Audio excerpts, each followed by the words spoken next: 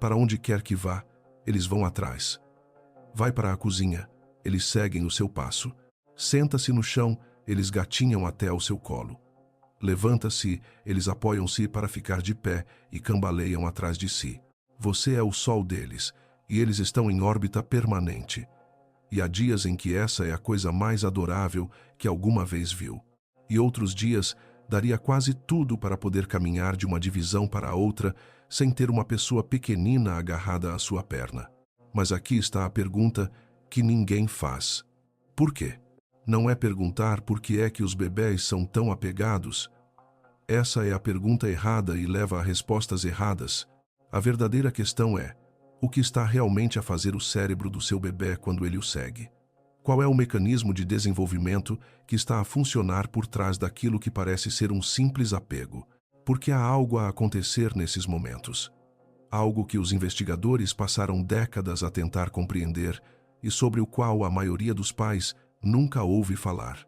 E assim que compreender isso, o facto de ser seguido deixa de parecer um problema que precisa de ser gerido e passa a ser algo ao qual deve prestar atenção.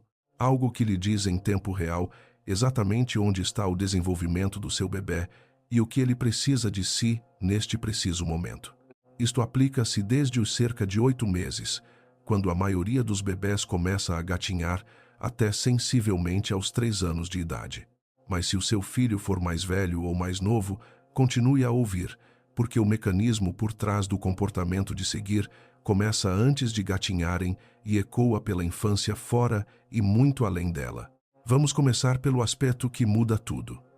Número 1. Eles não estão a segui-lo, estão a usá-lo. Isto soa um pouco duro, mas não é. É uma das coisas mais bonitas que a psicologia do desenvolvimento já documentou. Em 1969, o psiquiatra e psicanalista britânico John Bowlby publicou o que viria a tornar-se numa das teorias mais influentes na história do desenvolvimento infantil, a teoria do apego. E no centro dessa teoria estava um conceito a que Bowlby chamou de base segura. Aqui está o que isso significa. Um bebê que se sente apegado de forma segura ao seu cuidador não passa todo o seu tempo encostado a ele. Ele usa o cuidador como uma base, um ponto de segurança a partir do qual se pode aventurar e para o qual pode regressar. Eles gatinham para longe, exploram algo, olham para trás para confirmar que você lá está e depois vão ainda mais longe. Ou então esbarram em algo assustador ou desconhecido, recuam até si, voltam a regular-se e tentam novamente. O comportamento de o seguir que vê todos os dias não é o bebê a recusar-se a deixá-lo, é o bebê a manter as condições necessárias para que a exploração seja possível. Eles seguem-no não porque não conseguem estar sem si, mas porque mantê-lo por perto é o que lhes permite interagir com o mundo em segurança. Mary Ainsworth, que expandiu o trabalho de Bowlby através das suas famosas experiências da situação estranha nos anos 70, demonstrou isto com uma clareza impressionante.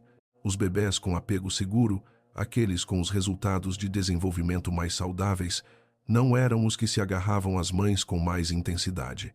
Eram aqueles que se afastavam com mais confiança, que olhavam para trás mais prontamente e que regressavam com mais facilidade quando se sentiam sob estresse. O seguir e o explorar eram duas faces da mesma moeda, e toras não se pode ter um sem o outro. O que isto significa na prática é algo sobre o qual vale a pena refletir. Quando o seu bebê o segue para todo o lado, ele não está a demonstrar dependência. Está a demonstrar as condições que tornam a independência possível. A órbita à sua volta é o que lhes permite eventualmente afastarem-se de si, e a confiança com que, um dia, se afastarão é construída tijolo a tijolo em cada momento em que você está lá de forma fiável quando eles olham para trás. Número 2. O seu corpo é um mapa do mundo. O seu bebê está a aprender neste momento a um ritmo que nunca mais será igualado em toda a sua vida. Nos primeiros 3 anos, formam-se mais ligações neuronais do que em qualquer outro período do desenvolvimento humano. E uma parte significativa dessa aprendizagem acontece não através da exploração direta, mas através de algo a que os investigadores chamam de aprendizagem observacional. Observá-lo a si. Quando o seu bebê o segue, Ele não está apenas a manter-se por perto. Ele está a estudá-lo. O seu rosto, as suas reações, a sua linguagem corporal, as suas respostas ao mundo que o rodeia. Você é para o cérebro em desenvolvimento do seu bebê um mapa em tempo real do que tudo significa. Existe um nome para isto na psicologia do desenvolvimento, que chama-se referência social. É o comportamento de procurar a resposta emocional de um cuidador como informação sobre como interpretar uma situação ambígua. O seu bebê gatinha em direção a algo desconhecido, um objeto novo, uma pessoa nova, um ambiente novo, e antes de interagir, olha para si. Se o seu rosto estiver relaxado e aberto, ele avança. Se o seu rosto estiver tenso ou alarmado, ele recua.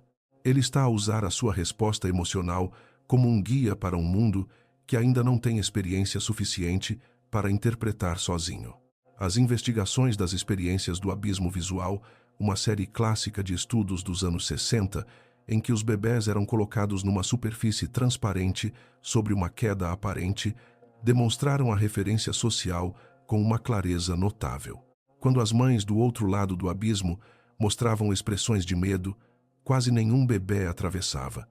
Quando as mães mostravam expressões felizes e encorajadoras, a grande maioria atravessava.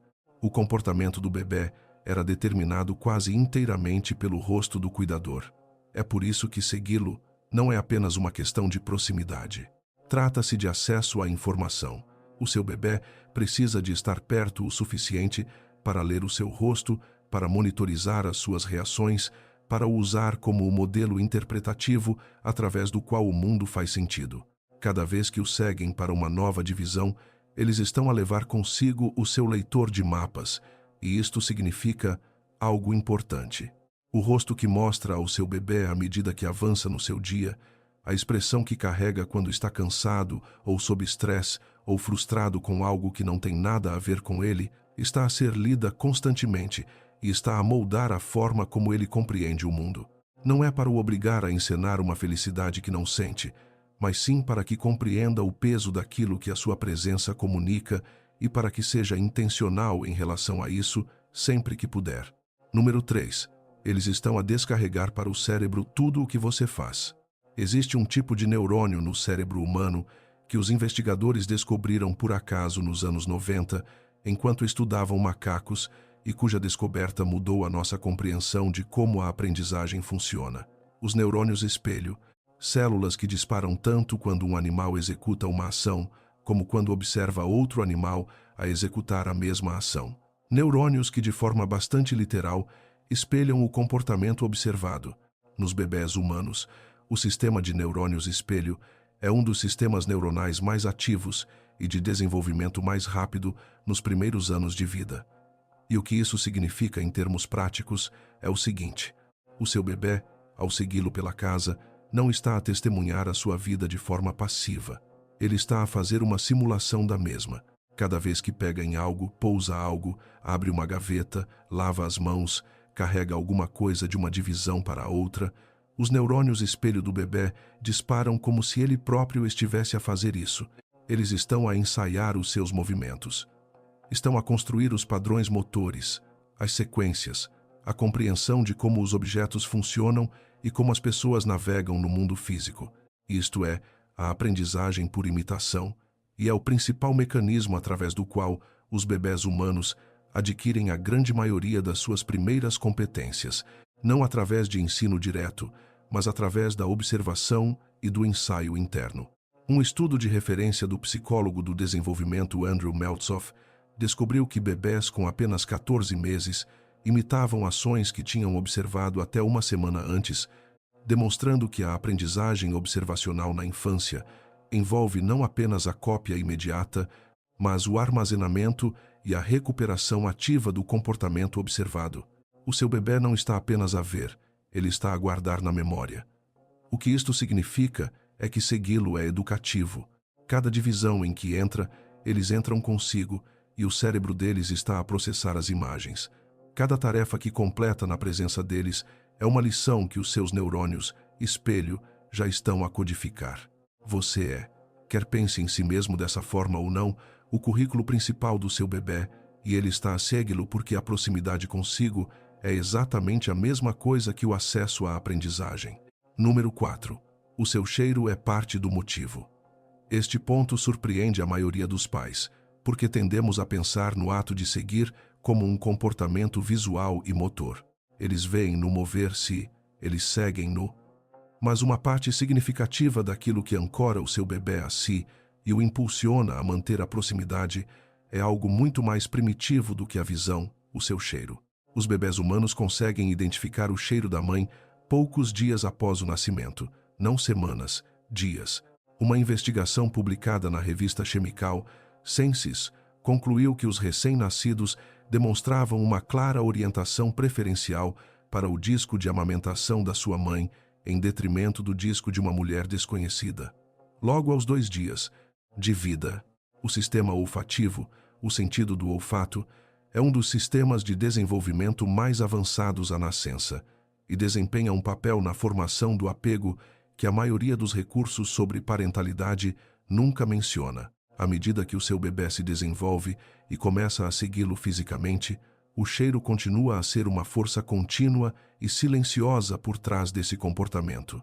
O seu cheiro é parte daquilo que torna a sua presença reguladora, parte daquilo que diz ao sistema nervoso do seu bebê que a pessoa segura está por perto e parte daquilo que cria a atração subtil que o traz de volta até si mesmo quando se afasta alguns metros. É por isso que os bebés que dormem na roupa dos pais ou a quem é dada uma t-shirt já usada na ausência do progenitor apresentam níveis de cortisol mais baixos do que os bebés sem essa âncora olfativa. A sua presença física é a versão mais forte deste sinal. Mas o seu cheiro transporta uma versão do mesmo sinal, mesmo quando acabou de sair da divisão. Quando o seu bebê o segue de uma divisão para outra, ele está a seguir tudo em si. A informação visual do seu corpo a mover-se pelo espaço, a âncora auditiva da sua voz e dos seus sons, e o fio olfativo que o liga a si, mesmo do outro lado de uma sala. A proximidade não é apenas uma coisa. É uma experiência sensorial completa. E segui-lo é a forma que o seu bebê tem de manter tudo isso ao seu alcance. E já agora, se isto está a mudar a forma como pensa sobre aqueles momentos banais em que é seguido pela sua própria casa, clique em gostar e subscreva, porque a parte que se segue é aquela que a maioria dos pais acha mais surpreendente. Número 5. O ato de seguir está a medir alguma coisa. A questão sobre o comportamento de seguir que os investigadores notaram quando o analisaram cuidadosamente é esta: não é constante. Ele flutua. Há dias em que o seu bebê parece colado a si, quase sem vontade de o deixar fora do alcance dos braços. E há dias ou momentos em que se afastam mais, exploram de forma mais independente e parecem precisar da sua presença com menos urgência. A maioria dos pais presume que esta flutuação é aleatória ou baseada no humor, mas não é. A intensidade do comportamento de seguir é uma medida em tempo real da segurança sentida pelo seu bebê. Quando se sentem seguros, regulados e confiantes na sua disponibilidade, eles aventuram-se mais longe. Quando algo muda, como uma quebra na rotina, uma doença, um ambiente desconhecido, um período de salto de desenvolvimento, quando o cérebro está a trabalhar mais do que o habitual, eles aproximam-se. A órbita aperta-se. Os psicólogos do desenvolvimento chamam a isto de sistema de regulação da distância. O seu bebê está contínua e inconscientemente a calibrar o quão perto precisa de estar de si, com base na sua avaliação atual do quão seguro é o mundo e do quão fiavelmente disponível você está. O facto de o seguir de perto não é sinal de que algo está errado. É sinal de que o seu sistema está a funcionar, de que estão a ler com precisão as condições ao seu redor e a ajustar a sua proximidade em conformidade. A investigação do estudo longitudinal do Minnesota revelou que os períodos de maior comportamento de apego e seguimento nas crianças correspondiam significativamente aos saltos de desenvolvimento, períodos de desenvolvimento cerebral acelerado em que o sistema está sob maior carga cognitiva e precisa de mais regulação externa. O bebê que o segue incansavelmente durante um salto de desenvolvimento não está a regredir. Ele está a gerir as exigências de um cérebro que está a crescer muito rápido, recorrendo mais fortemente ao regulador externo que o ajuda a manter-se estável. Quando se compreende isto, a fase de grande apego deixa de parecer um retrocesso e passa a parecer uma fonte de informação. O seu bebê está a dizer-lhe algo. Ele está a dizer-lhe que neste preciso momento precisa mais de si. Não para sempre, apenas neste momento. E responder a isso com presença em vez de frustração, com disponibilidade em vez de distanciamento, é o que permite que o salto de desenvolvimento se conclua e que a independência regresse. Número 6. O que acontece no cérebro deles quando não o conseguem seguir. Já falamos sobre o que o ato de seguir faz pelo seu bebê. Agora precisamos de falar sobre o que acontece quando esse segmento é bloqueado, quando você sai e eles não podem ir consigo, quando a porta se fecha ou a grade está fechada ou você desaparece e eles não conseguem manter a proximidade, porque é aqui que as implicações no desenvolvimento se tornam mais visíveis. Quando um bebê é separado do seu cuidador principal, quando o comportamento de seguir é interrompido e ele não consegue recuperar a proximidade, o seu sistema de resposta ao estresse é ativado, o cortisol sobe, o ritmo cardíaco acelera, o sistema nervoso passa do estado calmo e exploratório, que apoia a aprendizagem, para um estado de alerta orientado para uma única coisa: encontrá-lo a si. Isto não é um problema de comportamento, é biologia. O mesmo mecanismo evolutivo que manteve os bebés humanos perto dos seus cuidadores e, portanto, a salvo de predadores, da exposição aos elementos e dos milhares de perigos do início da vida humana, está a funcionar no seu bebê neste momento. A angústia da separação não é irracional. É a resposta adequada de um sistema nervoso que está corretamente calibrado para compreender que a proximidade com o cuidador é sinônimo de sobrevivência. A investigação no campo da neurociência do desenvolvimento mostra que quando a angústia da separação é tratada de forma responsiva, quando o cuidador regressa, volta a ligar-se e ajuda o bebê a regular-se novamente, o pico de cortisol resolve-se de forma rápida e eficaz. O sistema nervoso aprende aquilo que está a tentar aprender: que a separação é temporária, que você volta sempre, que a angústia pode ser ultrapassada e que termina num reencontro. Quando a angústia da separação é tratada de forma desdenhosa, quando os sinais do bebê são ignorados ou recebem uma resposta de frustração, o cortisol permanece elevado durante mais tempo. O sistema nervoso não recebe a experiência corretiva de que precisa, e com o tempo, a angústia da separação repetida e não resolvida molda o sistema de resposta ao estresse de formas que se prolongam, transformando-se em ansiedade, em dificuldade com as transições, num comportamento de seguimento hipervigilante que nunca relaxa totalmente, porque nunca aprendeu realmente que era seguro fazê-lo. A forma como lida com os momentos em que o seu bebê não o pode seguir está, num sentido muito real, a ensinar o sistema nervoso dele sobre o que esperar do mundo. Um reencontro responsivo ensina-lhes que a separação acaba, que você volta, que a angústia é temporária, que eles podem confiar na certeza do seu regresso. Essa confiança não se constrói num único momento. Ela constrói-se através de centenas de momentos, através de cada grade e de cada porta fechada e de cada já vem o que você cumpre. E é a base da independência que eventualmente substitui o ato de o seguir. Não porque o bebê deixou de precisar de si, mas porque aprendeu de forma tão profunda a ponto de o sentir até aos ossos que você está sempre lá quando ele precisa. O que significa que ele já não precisa de o seguir com tanta urgência. O bebê que o segue para todo o lado não é uma fase que tem apenas de ultrapassar. É uma janela para um dos processos mais notáveis do desenvolvimento humano. Um cérebro a aprender o que significa estar seguro, explorar, confiar e, por fim, conseguir erguer-se por si próprio. Cada vez que o seguem, estão a usá-lo como uma base segura. Cada vez que olham para trás para confirmar que você lá está, estão a fazer referência social, a ler o seu rosto à procura de informações sobre o mundo. Cada vez que vão a cambalear atrás de si para a cozinha, os seus neurônios espelho estão a trabalhar, as suas âncoras olfativas estão ativas. O seu sistema de regulação de distância está a ser calibrado. Pode parecer que estão apenas a seguir, mas no sentido mais profundo é a aprendizagem. E a coisa que eles estão a aprender, mais do que a permanência do objeto, mais do que a coordenação motora, mais do que qualquer outra coisa, é se o mundo é um lugar onde as pessoas de quem precisamos estão sempre lá de forma fiável. Esteja presente. Deixe-o seguir. A independência chegará, ela chega sempre, mas chega mais depressa e de forma mais sólida para as crianças que são acompanhadas por pais que compreenderam para que servia esse comportamento. Subscreva o Mindful Parenting. Estaremos aqui todas as semanas.